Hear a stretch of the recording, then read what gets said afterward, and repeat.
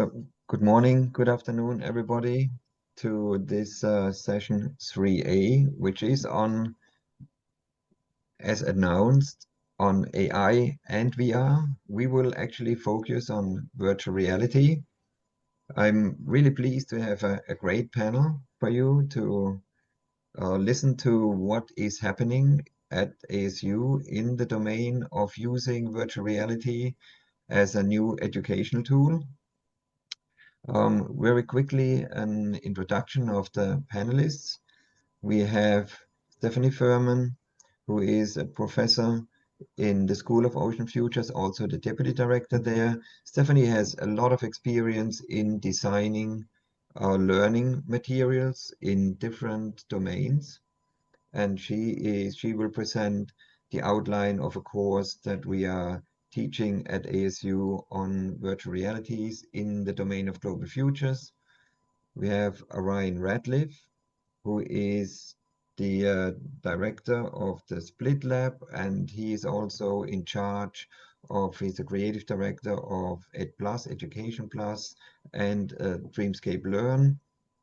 And then we have Chris HUFF, who is the director of, you could say, marketing. He's actually looking at how to get our content distributed to many other users. So the way this will run, this panel is here. I will set the stage, then Stephanie will describe the course that we have developed. Auryan will talk a little bit about how that has been presented, and then Chris will get us into the domain of how to make sure that that content can be used more widely. So now I will try to share my screen. So what we are trying to do here is to give you a sense of how we use virtual reality to prepare learners, and that's sort of your quote-unquote regular student, but also lifelong learners, for making decisions in the world of the future. I just will outline a little bit what that actually means. So if we're looking at what do decision makers or change makers of the future have to know about the world, they have to know that we have entered the Anthropocene, a new era in which human impact can be felt in every part of the Earth system, from the outer atmosphere to the deep ocean. They have to know that we are shaping and engineering our planet at global, from local regional to global scale since quite a while, definitely since the beginning of the Industrial Revolution. They have to know that humankind is actually feeling these effects and is no longer in what we call a safe operating space. They also have to know that this is not abstract, but that it can be felt. There are more extremes in more places, higher amplitudes, different types. And most importantly, they have to know that this is all happening on fast timescales. We are in a large acceleration again, since we're called a great acceleration, and that our timescale for action is probably shorter than any of the crises, short of military conflicts that we have experienced as humankind. So just a few images for you to recall what we are talking about. Part of it is climate. Climate is talked quite a bit about. We are in a rapid increase of global warming.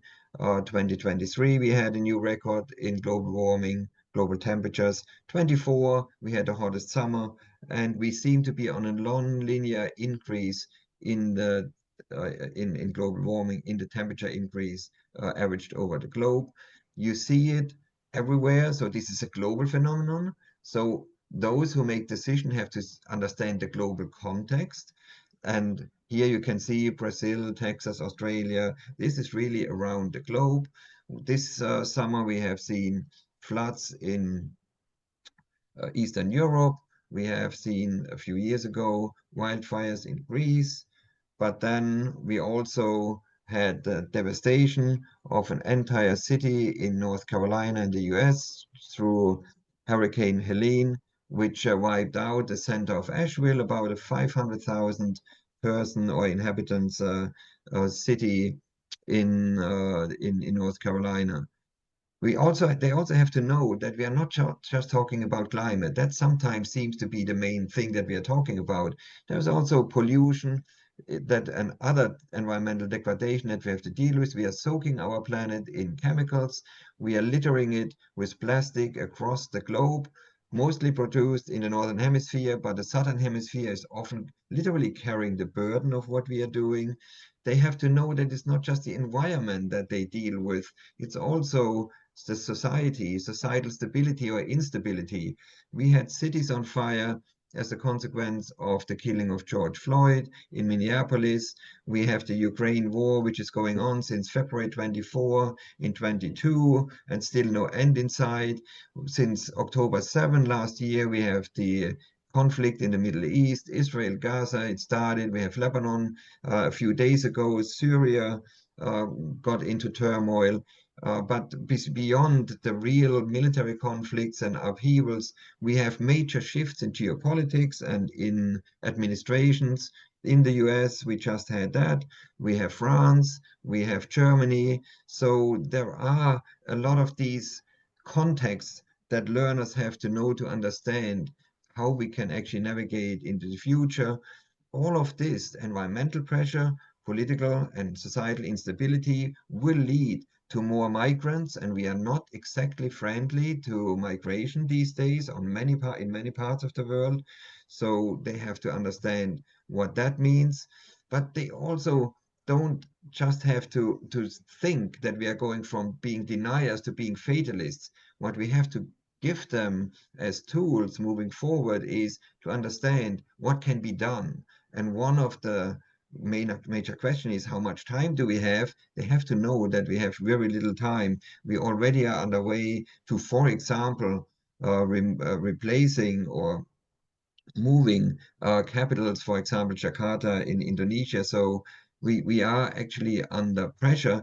They also have to know what is possible. They have to know that we are not limited by science. We know how to transition to renewable energy. We know how to remove carbon dioxide from the atmosphere, which would stop the global warming. Taking together these two, we also know how to optimize material cycles to, for example, stop the plastic pollution and the chemical pollution. They also have to know that every challenge brings an opportunity. And we have, if we're just using climate as one example, if we want to stay below 2 degrees Celsius, 1.5, unfortunately, we have missed. We have many opportunities to build trillion-dollar industries by taking carbon out of the atmosphere, by changing to renewables, by changing the transportation system or the food system. So we have to give them that message that there is quite a bit that can be done. It's really up to our decision making. In such an environment, universities, of course, must become global catalysts for this transformation and for translating the knowledge that's needed for the transformation, but they also must transform themselves. And they must transform themselves in terms of discovery or research, but also in terms of learning or teaching. And that is what this session is about. So in essence, one of the big transformations that we are experimenting with at Arizona State University is the Global Futures Laboratory, which is in essence the prototype of a new university for the future of the planet. And a big part of that is to actually show our learners how to provide decision support to those who are out there and have to make these critical decisions as we speak and as we are moving forward. And one way, bringing us back to what the content of this session is to use new learning technologies. In this case, we will show you how we are using virtual reality through Dreamscape Learn. And what it does is it will allow students to get a context of the world as a whole. Students who never will leave Arizona or any other part of the world where we are is being taught.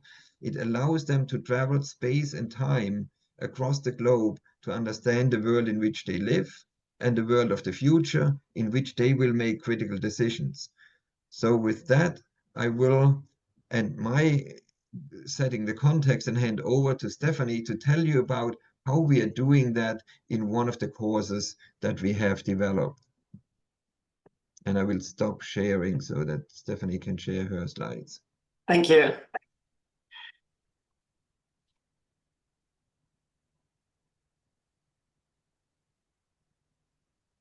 So thanks, Peter, for setting that up so nicely. So as you could hear from Peter, the scope is really large. The challenges that are facing us are tremendous, but also the opportunities are as well. So how can we bring this home to students? And I just wanted to say that we're setting this class up as kind of a conversation with the Earth, where the Earth is talking to us, and we're decoding messages, and we're accepting challenges, and then we're working together with Earth to solve the problems.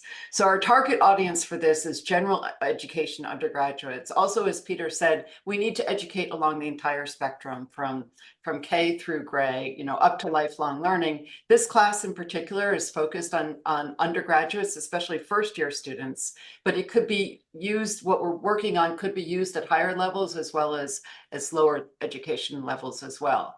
So inside ASU, we have a new sustainability general education requirement. This means that over 30,000 first-year students, both online and in person, need to take a class that teaches about the basics of sustainability. We've oriented the class to meet this Global Futures class to meet those requirements. Outside ASU, many of you are also interested in including sustainability or futures education more broadly across the curriculum. So how do we decide on how we're going to structure this? First of all, Peter has been working internationally on the 10 must-haves and must-dos with Johan Rockstrom and others. And these were built into the curriculum as things that we need to grapple with, and then things that we need to do in order to get to sustainable and thriving futures. I've also been working on informal as well as formal education, and one of the most recent things we did was we published this discourses on how to transform education for sustainability, where we talked about how we can integrate sustainability across the entire curriculum. So it's not just in STEM or not just in social sciences, but it's across the entire curriculum, including humanities. We also looked outside of ASU at literacy principles. So what does it mean to be literate in global futures? And we use as examples these different literacy statements that have been coming together within the US, but also around the world. And we distilled it down that in order to be literate, in a systems understanding, you need to know these different aspects. For example, you need to know the driving forces, the dynamics, the interactions, the connections between natural and anthropogenic stressors, and also options for action. And you also need to be able to use this information where you have to be able to make informed decisions. But here at ASU, we want to go farther than being able to make informed decisions.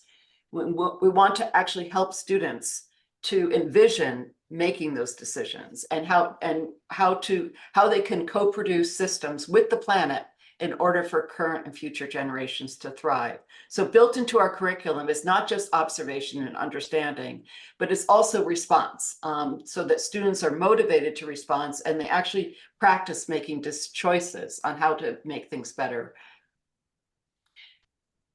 We distilled this down to these 5 educational goals. So complex systems with interdependencies. Conditions today are legacies of decision-making. Therefore, today's decisions shape future trajectories. And we found that this is really empowering to students. Also, as we heard on the previous panel, values and perspectives really matter. And so context-specific differentiation through time, space, and values is an important part of what we're teaching. Then we have envisioning scenarios of alternative futures. And one of the students, when we were debriefing them at the end, we were talking about this communication goal, education goal. And I said, do you think that we met it in this class? And she said, well, we went there. So students really had the feeling that they were not just envisioning the futures, but they were actually participating, and they had an embodied experience there. And then really importantly, as I mentioned before, that we're talking about societal will. So this is how we structured the class. So we have an introduction, and then the first module is driving forces. Auryan will be talking about some of these in just a second. The next one is dynamics, and our case for this is Arctic futures. The Arctic is changing first and fastest, so it makes sense to go to this both vulnerable and hotspot. The next one is interactions between systems, and we have coral futures, and that of course is another highly threatened ecosystem. Connections to life, food is a really important one because it's something where students can have agency. Their actions can make a difference. Societal dynamics, as Peter mentioned, the urban interactions and urban systems are under increasing stress, and there's lots of opportunities for action there. And then constraints of transformations, and these are critical resources. I'll just highlight the societal will, how we're integrating that. We do it across the entire curriculum, but we also have 2.5 weeks at the end where we engage students in designing and creating alternative futures. So they were using Bloom's taxonomy, which may be familiar to some of you here, where students have to not just understand, but they need to apply, they need to create something and evaluate what their design response might be. And we're using as the basis for this many of the must-dos that have been created internationally. So with that, I'll turn it over to Ryan. I just want to say, as I mentioned throughout, we've been working with students on developing this.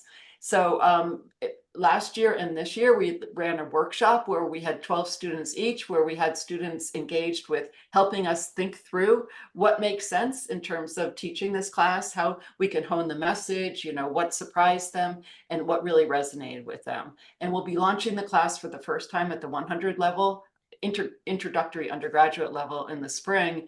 And then in this, we'll have most of the VR elements that we plan to use. And then in spring of 2026, we anticipate launching the pretty much final version, which will then figure out ways to teach this both asynchronously as well as synchronously. Right now, we're running these as facilitated experiences, which are really exciting, but it's hard for those to scale.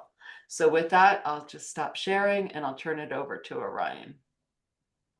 Perfect. That was a great introduction, Peter and Stephanie. Give me one moment while I share my screen here. So with that background on the course itself and a little bit of background on the experiences that we built, I want to talk more about how we actually crafted those experiences. And I want to start with the team that did it. First, there's multiple XR studios and resources here at ASU. The particular team that worked on these experiences with Stephanie and Peter is a Split Studio team. Split Studio's unique team. Split is actually an acronym, stands for Student Powered Lab for Immersive Technology. So a large workforce on this team is actually all students. So not only were students involved in terms of some of the high-level ideation on the Stephanie and Peter faculty instructional side of things, but also they were the main workforce that actually helped produce these experiences. The team, let me even go back a sec, is structured under 4 main work streams. I'll be honest with you. When Split Studio was initially formed 3 years ago, we didn't have the funding to produce your traditional XR resource. However, we saw a unique opportunity with the talented pool of students we had at the university. And so we really tried to build the team around those strengths to make sense with our personal requirements, but also, you know, the affordances we have at Arizona State University. And so those 4 work streams I mentioned before are our 3D artists. We have our UX design and graphic design work stream. We have our Unity and XR development work stream and our game design and production work stream. Each of those work streams have students working underneath them that actually support the actual production and work being done for each of those elements in the experiences that we'll be talking about in just a bit. And so really love the fact that we have students, again, who are experiencing these in courses, who helped think through these experiences and actually built them themselves, really leaning into the student aspect of the course and what it means to build these things. Moving on from there, I want to talk a little bit more about the experiences themselves and how we actually built them. So first, I'm going to start with the Arctic. We're going to highlight 2 today from the 6 that Stephanie just spoke about. So high level, this narrative for the Arctic, we like to approach this in a 3-act structure. So you actually start the experience by arriving at the present day Arctic. Students can see the current state of the sheet of ice there and how it's already deteriorating due to the effects of climate change. From there, students actually move forward into the future where they can see the rapid decline of that environment even further. During both of these scenes, students are actually collecting data data on the thickness of the ice and the light penetration through the ice to get a better understanding of the current situation that environment is facing. And then the final act for this experience is once the students make some observations, realize the current state of how everything is going and how things are not great, they're actually going underwater to dive deeper, literally, on the subject and the systems in that environment to gather more data. What's really nice about this isn't the students aren't just gathering data for the sake of it, for the experience. That data is actually taken into the classroom after the fact, where students get to spend more time analyzing it and working with the faculty, Stephanie and Peter, to actually understand that information and learn how to actually take change and improve these environments. Let me go through this quickly here because we have another experience we want to touch on. Here are just some snapshots from some of the activities and assets that you're seeing in those experiences. You're actually interacting with real creatures from this environment. There's polar bears that come into the space that students get to interact with. We actually have hybrid creatures that relate to the course content as well. So what you're looking at in the top left corner is actually a narluga. It is the hybrid offspring of a narwhal and a beluga whale that's caused by some of the lack of resources in the Arctic, causing these creatures to mate with each other. And then we also have some activities in the space as well. So what you're seeing in the bottom right is our ROV, our remote operated vehicle, that students are actually deploying in the Arctic. They're actually piloting this with a joystick that they have on their desk, and they're collecting real data. And this is the data, again, that they're taking into their course after the fact. So you're seeing that in the top right corner. And again, the environments, the sound, the haptics, the animals, the animations, all of these assets were designed and produced by our students on that Split Studio team. So really excited about the work that went there. Real quickly here, I want to talk about our coral reef experience as well.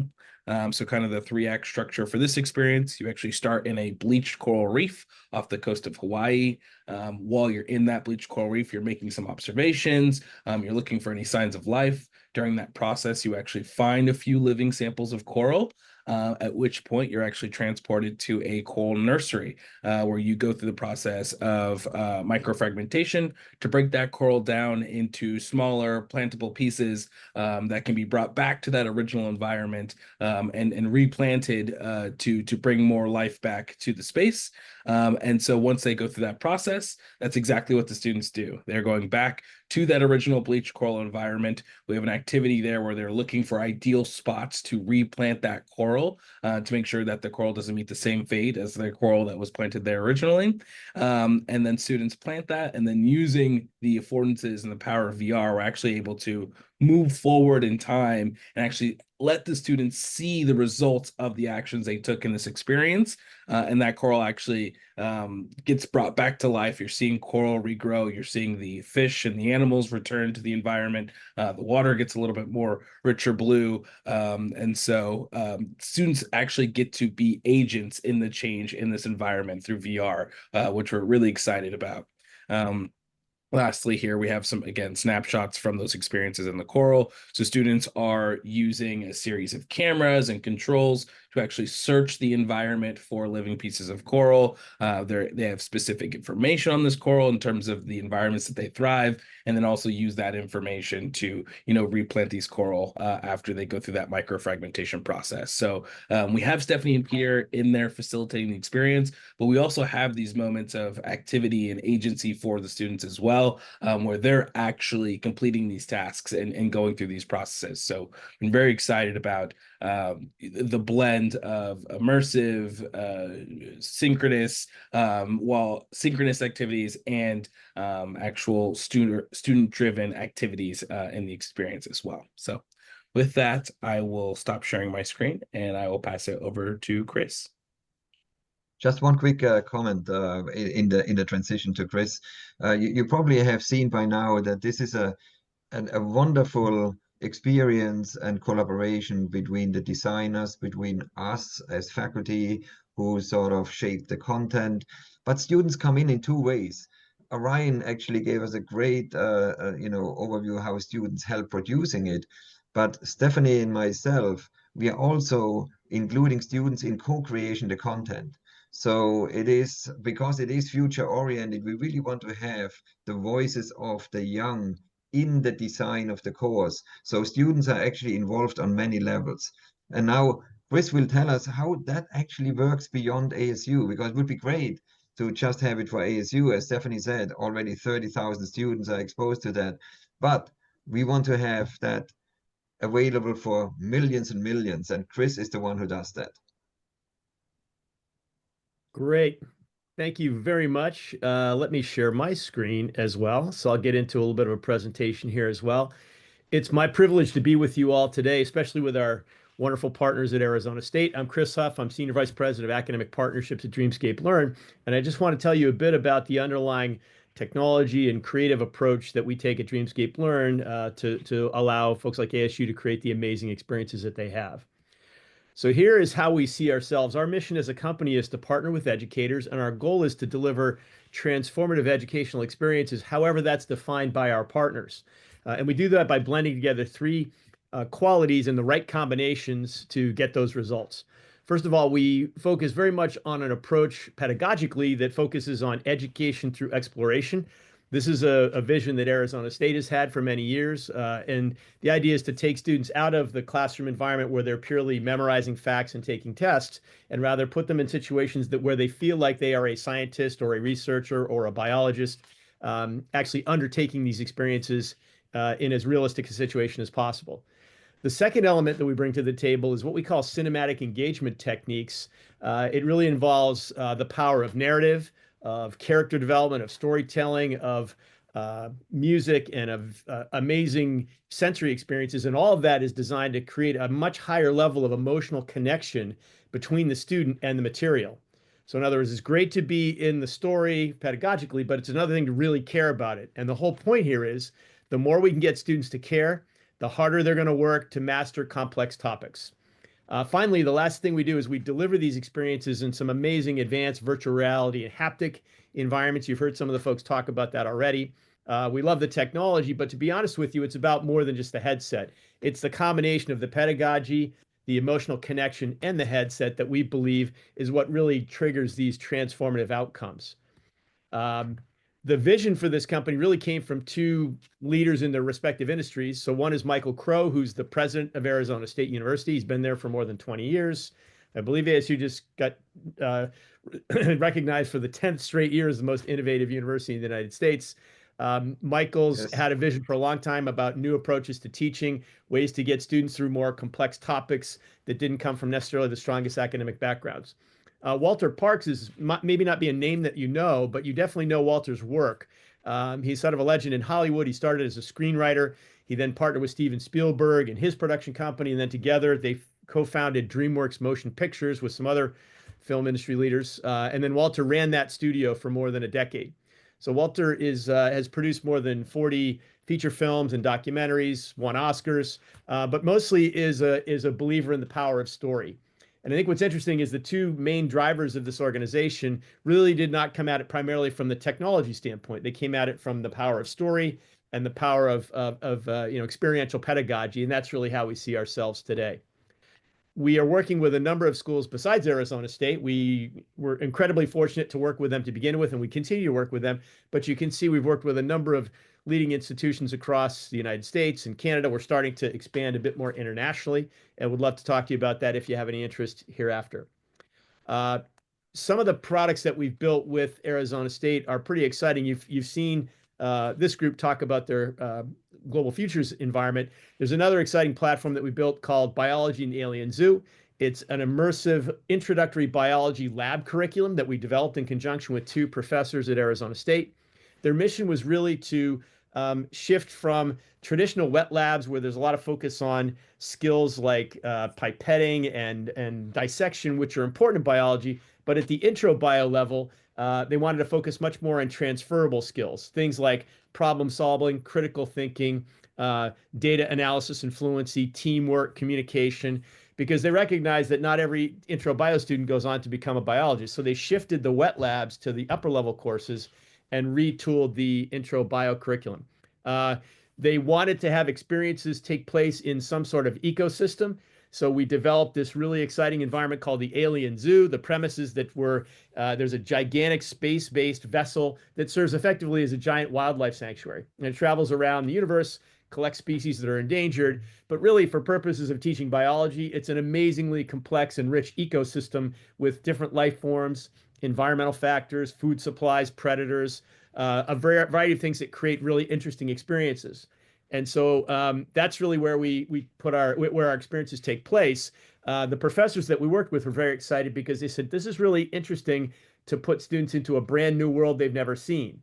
It doesn't matter whether you took AP biology in high school or you've never had any major biology course. No one's at a particular advantage or disadvantage being in this unique environment. You can't Google the answers. You can't put them in ChatGPT. So they feel like it's been an amazing leveler of the playing field, and some of the results have borne that out.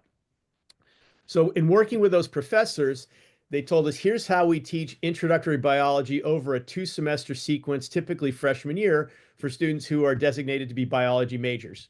And so they provided us with these topics. They teach scientific reasoning, cell biology, physiology in the first year, and these other topics in the second year. And so they said, what we want to do is construct a new virtual approach to the lab experience that aligns with these different major subjects being taught. So that what we deliver does not replace the class lectures. It does not require the faculty to change their curriculum. What it's doing is providing a new form of experience for applying that knowledge in a lab environment. When we began to work with those professors about how to create those, they'd been doing some work in this area already. And they said, you know, when we try to take a narrative-based approach to these experiences, there's a story, and there's usually a beginning and a middle and an end of the story. And our team coming out of the film industry said, that's exciting. We understand what that is. That's a 3-act structure. That's how movies are made. And so we've arrived at this pattern for the biology curriculum where students go through an initial VR experience that's about discovering a particular issue in the Alien Zoo. There's later a second experience where they do a deeper investigation of what's happening there. And then finally, the third VR experience is a resolution, hopefully, of the problem where you apply what you've identified. Interestingly, each of these VR experiences that connect into this singular mission over a period of time are only 10 or 15 minutes each. So the VR experiences are not really meant to be the environment where knowledge transfer happens. It's where you get students into these applied experiences and you get them really emotionally connected to the story, so they want to continue to do the work. You'll notice in between these VR experiences, there are more traditional 3-hour-long lab sessions. No VR.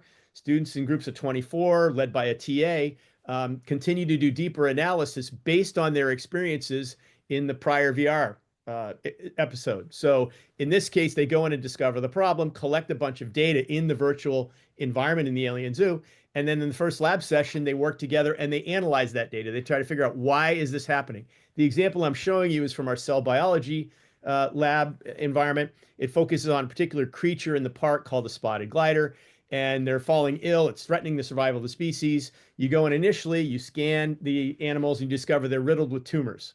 So it quickly becomes kind of a cancer-based example. And so in the first lab experience, you're analyzing data that you collected about the soil, the air, the water, to determine, are there environmental factors that are causing this cancer? It turns out there are not. So you have to get very creative. What could some other ideas be? And I don't have time to walk you through all of it, but students go through this in VR for 10 or 15 minutes. Within the ensuing week, they have the 3-hour lab session.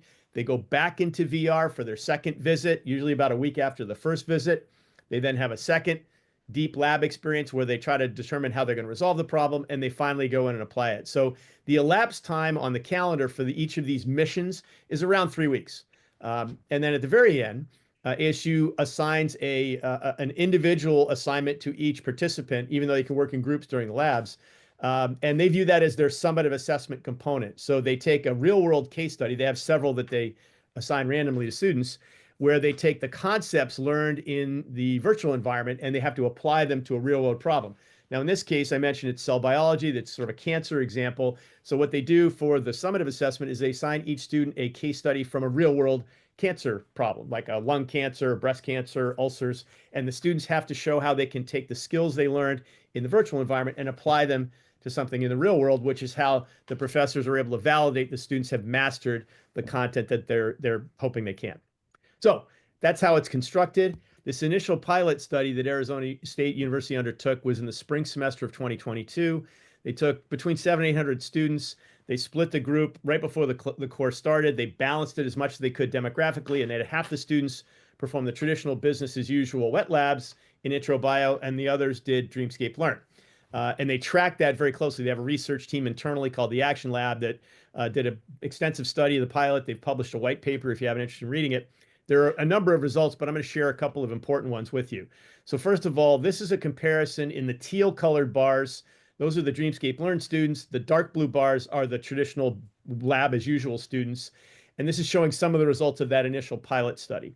So for assignments in the lab only, this is not the midterm or the finals, but the graded assignments in the lab, there are about 10 of those. Here's how the students perform. So first of all, for the Dreamscape Learn students, the median score rose 9 points over the traditional wet labs, which is a significant increase. And then when you look at how the grades were distributed, this teal bar represents the Dreamscape Learn students. Dark blue is a traditional, and this is the 90 to 100% score, aggregate score on all those assignments. So here's where that statistic came from, that students were nearly 2 times more likely to score an A using Dreamscape Learn versus the traditional wet labs. Now, you might think, well, that's because the curriculum was easier. The truth is it was tougher. It's more quantitatively rigorous. There's more work involved, and there are concepts that they did not traditionally teach in introductory biology, and ASU's since validated that with some independent researchers. So this was very exciting, but an even more exciting outcome for ASU was when they broke the performance down by what they call intersectional identities. So if you look at these labels, and they're a little hard to read, but these are showing combinations of gender, whether or not the student identified as an underrepresented minority, and if a student was Pell eligible. In the United States, a Pell eligible student means they have financial needs. They're from a less advantaged financial background.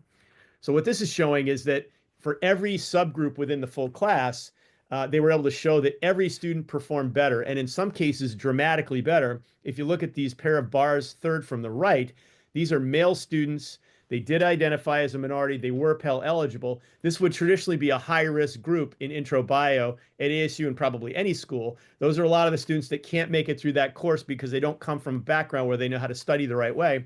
What this shows is that those students went from an average performance of 76 to 95, unprecedented kinds of improvements. And so these results, along with others, are what really drove Arizona State to say this is an exciting and an important change. And from that point forward, they said from now on, all introductory biology students at ASU are going to take the Dreamscape Learn labs. We're shifting the traditional wet labs to an upper level course, and they've been doing it ever since. They've now had more than 30,000 students go through the experiences. They're maintaining the kinds of performance that they saw originally, which is very exciting. So I could go on, but in the interest of time, I'm going to stop here. Say thanks very much for your time. Stop sharing and turn it back to the group. Thank you very much, Stephanie, Auryan, and Chris. Sadly, due to the late start, we actually don't have time for question and answer, but I do hope that those of you who were online, those of you who were at the conference, got a sense of what our goals are and what the results are. And these results, so the entire experience from conceptualizing the method, from creating the content, from creating the experience, from going through the experience, from talking to students, from evaluating what you heard from Chris, it's all simply amazing. In my view, it's completely transforming the way we are teaching. I was skeptical of VR, I have to admit, as a teaching tool. But when I saw the first modules, I said, okay, that's it. That's really the future. And so I hope you could take away some of the excitement here that you heard from Stephanie, Auryan, and Chris and myself. And this is I